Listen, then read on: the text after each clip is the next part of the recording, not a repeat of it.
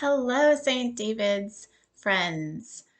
I'm Pastor Jocelyn, the rector, and I thought for the weekly times this week, I would do a video message since I don't have to record anything for worship this week because we will be back in person live. It's so exciting. I even looked around my house to see if I have any noisemakers or birthday party hats left over from past celebrations because it's Pentecost and it's the church's birthday and we're coming back and I'm going to be there and it's so exciting. So I couldn't find any. We didn't have anything in our house, but that doesn't change the fact that it's super exciting and I can't wait. So I hope you're equally excited. In preparation for coming back though, I know there's been that long list of guidelines for worship and there's still lots of questions about it. So I thought I'd just take a few moments right now to just talk with you a little bit about how this is going to go.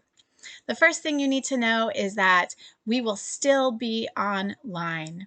I know some of you have told me you just don't feel ready to come back to in person yet, and I totally get that. There's others of us who are not in San Diego, who have been watching along the services this whole year, and we want to keep you connected too. So our service will stream live at 9:30 Pacific on Sunday morning. And you can watch it anytime after that. So if you can't make it at that time, you can watch it later. So it will only be on Facebook though.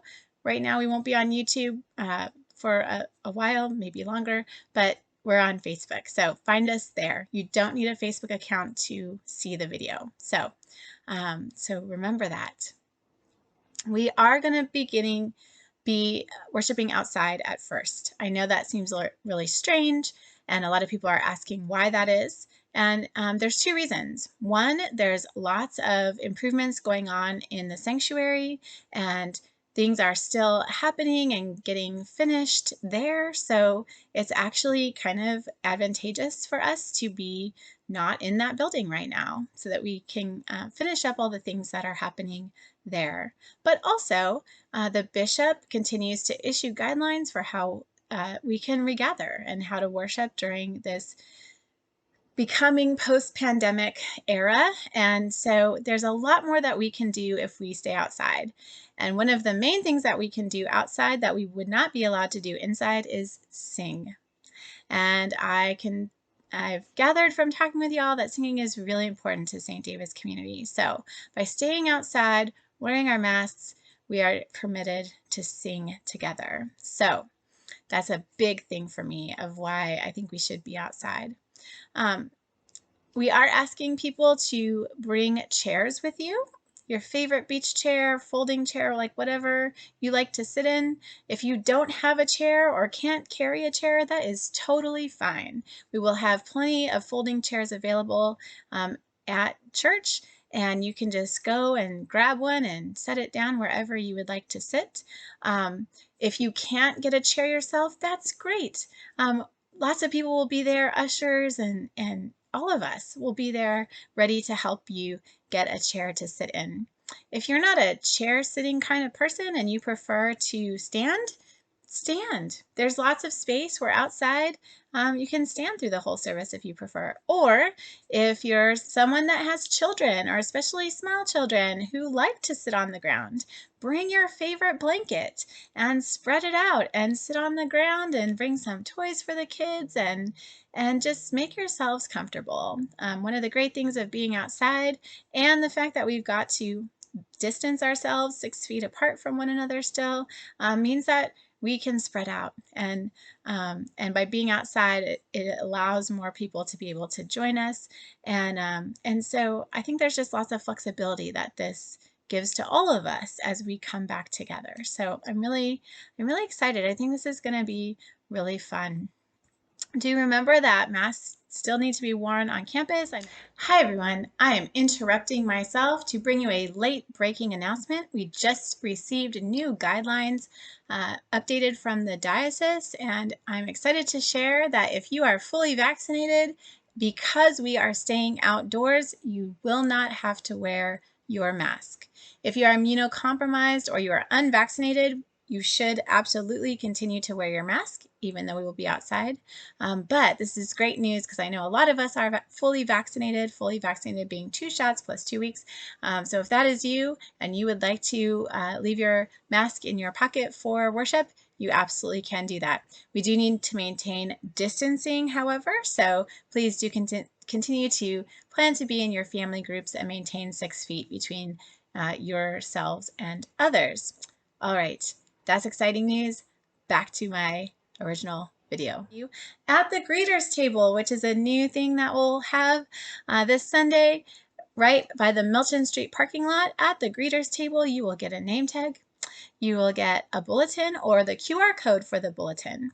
We're really trying to encourage people to use your devices, your tablets, your cell phones, to access the bulletin. I'm going to use my tablet, which I just held up for you, for the bulletin myself and for my sermon and everything. There will be a QR code available at the greeters table to download it. You can download it from the Weekly Times or our website. It'll be available in all the digital places it has been throughout this past year. If you don't own a device, you don't feel like that will really work for you, that's totally fine. We will have printed bulletins available as well. I want to take this time to try something new. A lot of us have been using our devices for all kinds of things through the pandemic, and so this might be an opportunity to move in a slightly more paperless direction. If that's not for you, that's totally fine. Please, again, do what feels comfortable and right for you. This is about options and being flexible and seeing what God has in store for us. So, if you enter our campus from some other place than the Milton Street parking lot, please go ahead and make your way there to the greeters table first, so that you can get your name tag and bulletin, etc. And then you can sit wherever you like outside. There's lots of shade under the trees. There's the area in front of the education center. There will be pop-up tents if it happens to be sunny. So there will be lots of shaded areas for everyone to sit and make themselves comfortable. And yeah, you get to pick your favorite spot. Please stay in your family groups, 6 feet apart from other people, the usual. Once you pick your spot for worship, we're asking everyone to stay put. We're not going to be moving around during the service except for communion time. So at the peace, other points in the service where we might have had some walking around, we're just going to try to keep that as minimal as possible. Children will have Sunday school for the next couple of weeks. That will be available on the Labyrinth. So families, please take your children to the Labyrinth first before you come to sit down. Children will come in and join us at the peace. So that will be a little bit of movement moment at that time.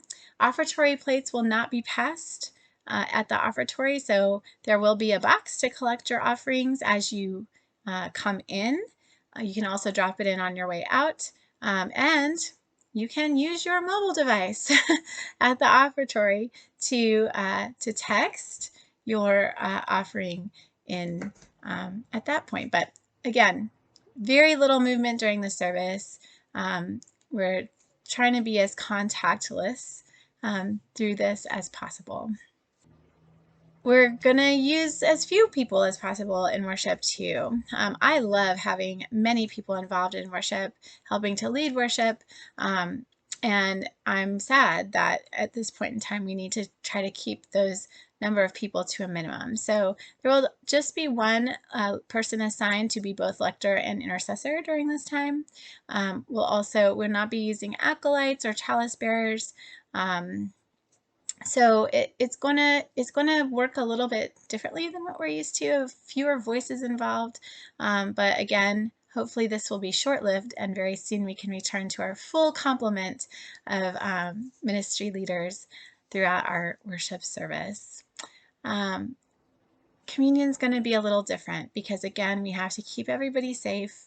We have to remember that not everyone has been vaccinated yet, and we do really need to keep, keep our transmission possibilities as low as possible. So we are going to be able to offer bread and wine to everyone, and that will be done by me pre-intincting or dipping the wafer in the wine, and then I'll put them in a little cup and set it on the altar table for you to take.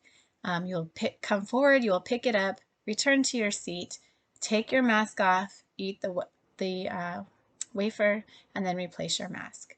We will also have wafers that are not dipped in wine, so those will be available, as well as gluten-free. So this will be a little bit different, where we don't want anyone to linger at the altar table. Just come forward, pick up your little cup, and return to your seat in your family groups to eat it. If you prefer to receive a blessing, you can come forward and cross your arms in front of me, and I will give you a blessing from a distance. Likewise, if you're not able to come up to the altar, that's completely fine. Just let an usher know, and they will signal to me, and I'll bring you communion before it ends. So, as always, lots of ways to receive the Eucharist. We want to make sure that everyone gets a chance to get Eucharist that wants it, and we will make that happen. You will, though, after the Eucharist, have your little cups left over. So we're going to try something fun with those. We want to collect them for you because they did hold the body and blood of Christ. So you can actually pull out a pen and write a prayer request on the paper, or you can just kind of mentally put a prayer request in them. And as you leave the service, there will be a bag to collect them all. So we'll handle returning those to the earth for you, but use that as an opportunity to share some kind of special prayer with God at that time.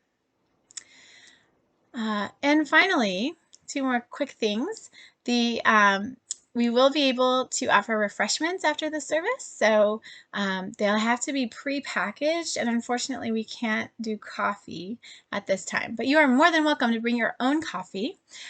Bring your mug with you and you can drink it at your leisure, or we'll have some pre-packaged things available.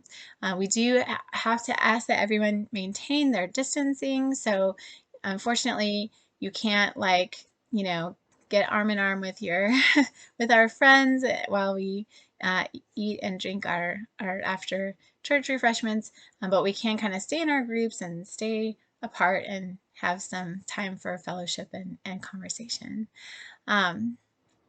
A really important thing to note at this time is the only bathrooms that are available on our campus are the ones in the sanctuary. The sanctuary doors will be open and you'll be able to enter to use the restroom from there.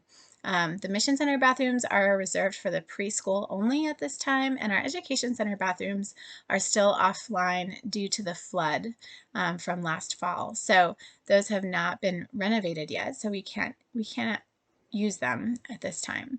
So that means there's only one bathroom available. So we encourage you to try to attend to your personal needs before you come to the service and plan accordingly. But know that if you do need facilities, they are there, and we will be happy to guide you to them. The doors of the church will be open. As we said, lots of new things have been happening, so you'll be able to walk around and see for yourself how things are coming together, and ask questions and refamiliarize yourself with our beautiful church campus.